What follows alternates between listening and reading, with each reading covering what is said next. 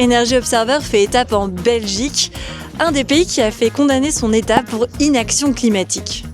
Alors on va pas se mentir, on connaît plus la Belgique pour sa scène de rap que pour ses actions pour la planète. Même si en termes de climat, le pays ne manque pas de punchline et de clash, clairement. Les Belges réclament des solutions et il y en a un paquet. Je vous donne ici une solution en or, c'est du concret, elle coûte pas un bal, elle va rapporter des milliards pour protéger les Belges. Monsieur le Premier ministre, Madame la Ministre, vous faites partie des casseurs, les casseurs de la planète.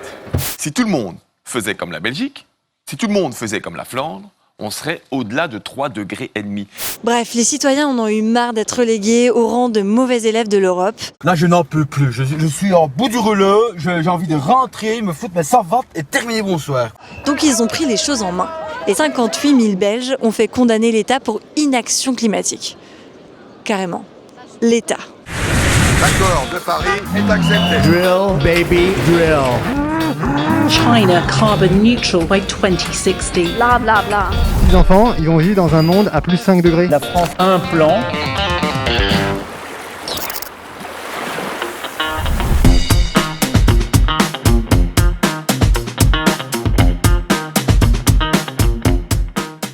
Salut Energy Observer, c'est Elodie Belleflamme de Greenpeace et en Belgique, 58 000 citoyens ont fait condamner la Belgique pour inaction climatique.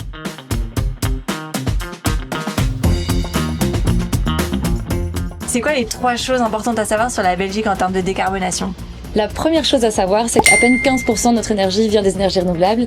À titre de comparaison, la Suède, c'est 66%. La deuxième chose à savoir, c'est que la Belgique finance les énergies fossiles à hauteur de 15 milliards d'euros. Et la troisième chose à savoir, c'est qu'en Belgique, l'électricité coûte 4 fois plus cher que le gaz fossile. Pourquoi avoir porté plainte contre l'État ? On s'attaque aux responsables du dérèglement climatique qui ne prennent pas les bonnes actions. Les États sont responsables parce qu'ils n'adoptent pas les mesures qui permettraient aux citoyens de changer. Donc, un des outils qu'on a en tant que citoyens à notre disposition, c'est l'état de droit. Il ne peut plus y avoir d'impunité par rapport au dérèglement climatique. Les citoyens ont le droit à la vie. Ça, on peut le défendre auprès des cours et tribunaux. Qu'est-ce que ça a changé au final, cette condamnation ? Est-ce que ça a vraiment fait bouger les choses ?